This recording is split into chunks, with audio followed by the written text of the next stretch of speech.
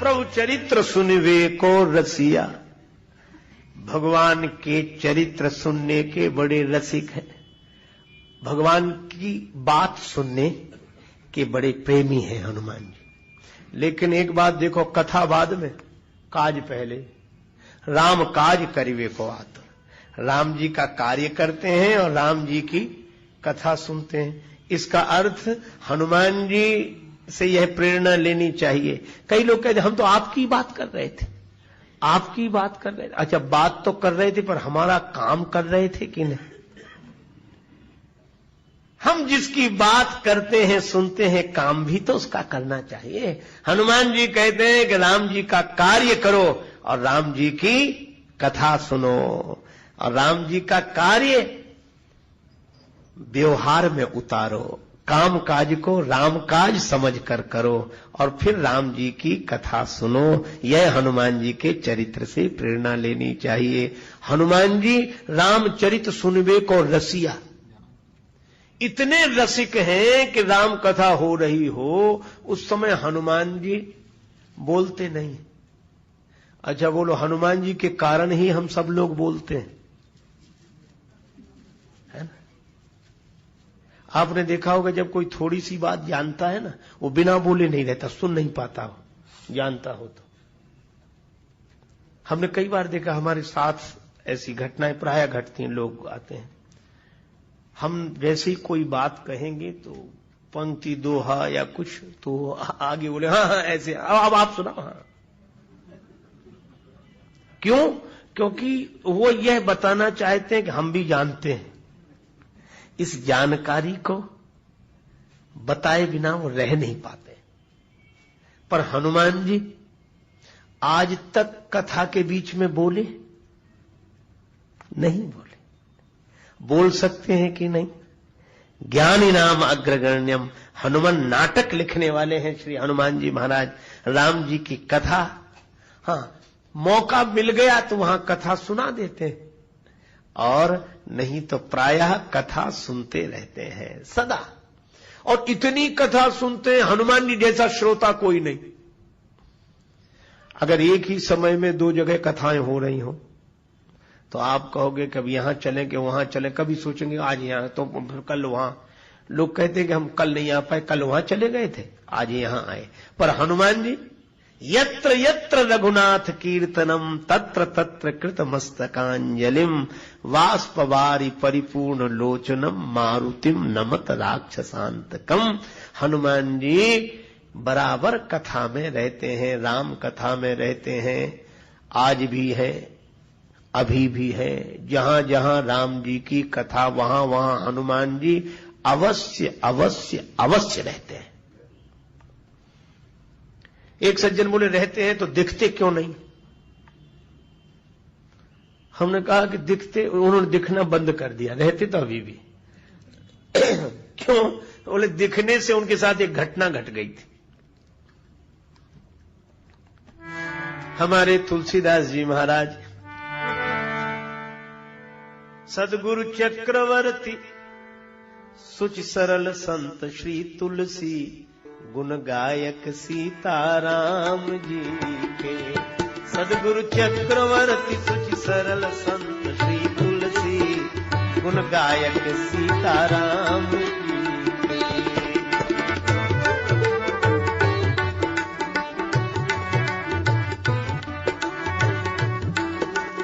उनके जीवन में एक घटना घटी।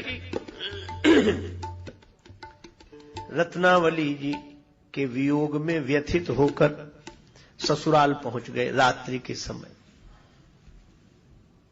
मुर्दे को नाव समझकर, सांप को रस्सी समझकर पहुंच भवन में प्रिया के सन्मुख खड़े थे खोए खोए। रत्ना बोली मैं तो जागी, आप अभी तक सोए। त्यागो काम राम की भक्ति करो निर्मल सी गुण गायक सीताराम जी के। सदगुरु चक्रवर्ती सुच सरल संत श्री तुलसी गुण गायक सीताराम जी के। नेत्रों में प्रेम जल भर आया। रत्नावली जी को हाथ जोड़कर प्रणाम किया। तुमने ज्ञान दिया है, भगवान से जोड़ा है, धन्य हो तुम। और सचमुच रत्नावली माता की बड़ी महिमा। तुलसीदास की पुण्य जयंती जग प्रतिवर्ष मनाता, पर तपस्वनी रत्नावली पर कौन प्रसून चढ़ाता। रामायण के अमर प्रणयिता को मिल श्रद्धा सुमन चढ़ाओ, पर रत्ना के अमर त्याग को याद करो तुम भूल न जाओ। वह नारी कितनी महान थी जिसने प्रणयी संत बनाया, और यौवन की अनुपम बगिया में असमय ही पतझार बुलाया। ये रत्नावली माता। और तुलसीदास जी ने रत्नावली माता के वाक्य को परम प्रमाण मानकर प्रस्थान कर दिया प्रभु प्राप्ति की दिशा में। पर इसका अन्यथा अर्थ भी लोग लेते। एक बोले तुलसीदास तो कुछ नहीं थे, वो तो पत्नी ने फटकार दिया सो महात्मा हो गए, बाकी कुछ नहीं थे, कुछ नहीं। एक सज्जन ने बड़ी अच्छी बात कही। उन्होंने कहा कि रत्नावली माता की महिमा कम नहीं है, लेकिन इसका यह अर्थ नहीं कि तुलसीदास कुछ नहीं थे। बोले हाँ कुछ नहीं थे, वो तो पत्नी के फटकारने से तुलसीदास हुए। वो सज्जन बोले कि अगर पत्नी के फटकारने से ही कोई तुलसीदास बनता तो आज घर घर में तुलसीदास होते। कहां किसी फटकार नहीं मिलती, कहां झगड़ा कलह क्लेश नहीं होता। अरे दिए में तेल हो, बत्ती हो, माचिस की एक तीली काफी है, दिया जल जाता है। और जिसमें न तेल है न बत्ती है, पूरी माचिस की तीलियां रगड़ डालो, क्या होने वाला है। तो तुलसीदास जी तो ऐसे कि एक वाक्य में मुड़ गए और भगवान से जुड़ गए। अब राम दरस बिन पड़े न चैना, नैना लागे बरसन। रोते रोते तुलसीदास जी चल दिए। भगवान कब मिलोगे, कब मिलोगे प्रभु। किस ओर चल दिए हैं, किस ओर जाते जाते, जग में भटक गए हैं तेरे दर पे आते आते। भगवान कृपा करो, कृपा करो। रोए जा रहे हैं, रोए जा रहे हैं। हरि दर्शन की प्यासी आँखियाँ, हरि दर्शन की प्यासी। देखो चाह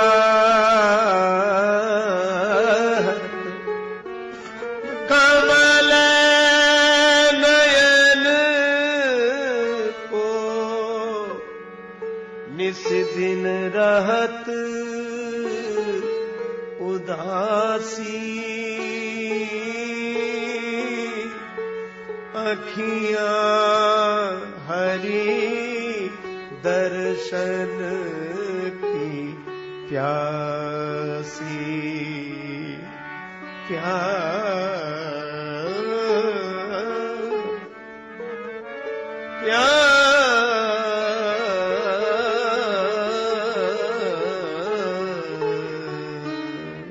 रोए जा रहे हैं तुलसीदास जी, हरि दर्शन की प्यासी। एक दिन इसी भावावेश में निकले। कमंडल में थोड़ा सा जल था, तुम्बे का पात्र कमंडल, वही गए एक वृक्ष में डाल दिया शेष जल। उस वृक्ष में कोई प्रेत रहता था, उसको वह जल मिल गया। प्रेत बड़ा प्रसन्न हुआ। प्रेत ने कहा कि तुमने हमारी प्यास बुझाई है, भगवान तुम्हारी प्यास बुझाए।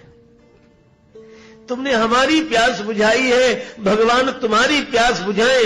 तुलसीदास जी बोले मुझे तो केवल भगवान के दर्शन की प्यास है। क्या तुम भगवान से मिला सकते हो? वरदान मांगने के लिए कह रहे हो तो प्रेत तुम क्या हमें भगवान से मिला सकते हो?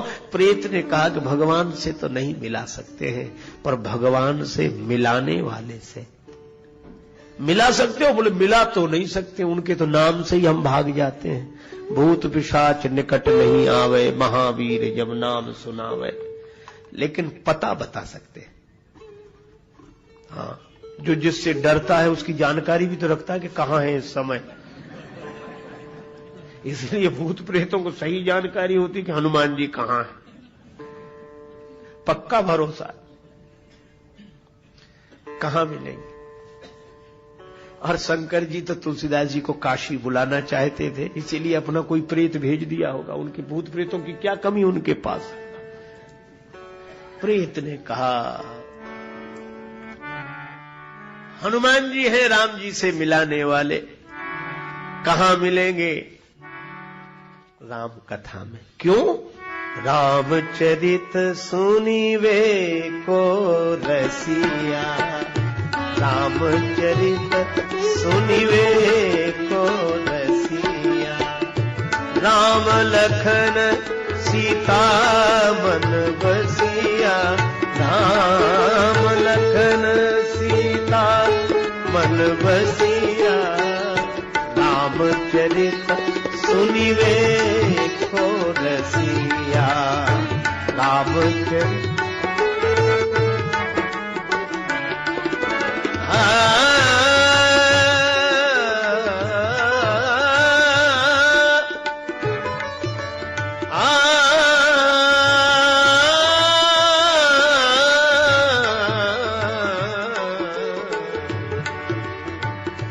रामचरित सुनिवे को रसिया, राम लखन सीता मन बसिया। हनुमान जी कहां मिलेंगे? प्रभु चरित्र सुनिवे को रसिया, रामचरित्र सुनने के रसिक हैं, कथा में मिलेंगे। लेकिन एक बात है, तुलसीदास जी ने पूछा कि हम कैसे जानेंगे? अनेक श्रोता है, हनुमान जी अपने असली रूप में तो आते नहीं होंगे, किसी न किसी वेश में छिपकर आते होंगे, तो हम कैसे पहचानेंगे कि यही हनुमान जी?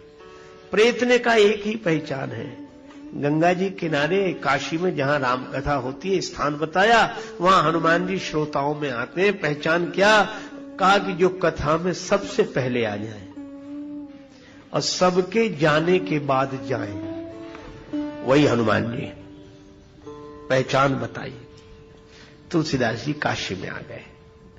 हनुमान जी सबसे पहले आते हैं और सबसे बाद में जाते है। तो कंचन वर्ण विराज सुवेशा, स्वर्ण शैलाभ देह में, लेकिन अपनी काया कोढ़ी की बनाकर आते, कोढ़ी के वेश में, टाट फट्टी लपेटे एक तरफ बैठे। जब तक कथा होती हाथ जोड़े रहते, सिर झुकाए रहते और आंसू बरसते रहते। किसी ने कहा कि ये अपने को ऐसा बनाकर हनुमान जी क्यों रखते हैं? हमने कहा इसलिए वे चाहते हैं कि ताकि भगवान की कथा में ध्यान भगवान की तरफ जाए, हमारी तरफ न जाए। तुलसीदास जी समझ गए कि यही होंगे, हमसे पहले आए ये, तो सब चले गए, वो न जाए। तुलसीदास जी से बोले कि जाओ जाओ, कल फिर आना कथा में, जाओ। हनुमान जी बोले ऐसे ही बोले कि जाओ। तुलसीदास जी बोले आप क्यों नहीं जाते? हनुमान जी बोले भैया बूढ़ा आदमी, कोढ़ी शरीर है, तुम दूर रहो और जाओ, हम बाद में ही जा पाएंगे धीरे धीरे। तुलसीदास जी बोले हमें कौन सी जल्दी है, हम आपके बाद चले जाएंगे, बैठे। अब हनुमान जी का तो नियम कि जब तक एक भी श्रोता रहे तब तक वो जाए नहीं। अब हनुमान जी भी बुरे फंसे, कहने लगे भैया जाओ, अब जाओ। तुलसीदास जी बोले कहां जाना है? हाँ तो बताओ कहां जाना है, हम ठिकाना बता दें। हनुमान जी ने कहा, तुलसीदास जी बोले बस जहां जाना था वहां हम आ गए हैं, अब वहां से नहीं जाना चाहते, ठिकाना तो यही है। हनुमान जी बोले कैसी बातें कर रहे हो, कौन हो तुम? तुलसीदास जी बोले हम जो है सो है, पर आप कौन है? हनुमान जी बोले देख नहीं रहे हो? तुलसीदास जी बोले यही तो रोना है कि जो आप दिख रहे हैं वो आप है नहीं, और जो आप हैं वह आप दिख नहीं रहे हो। अरे किसने बहका दिया तुम्हें, कहां परेशान हो रहे हो? तुलसीदास जी रोने लगे। हनुमान जी के चरणों में सिर रख दिया, कृपा करो कृपा करो।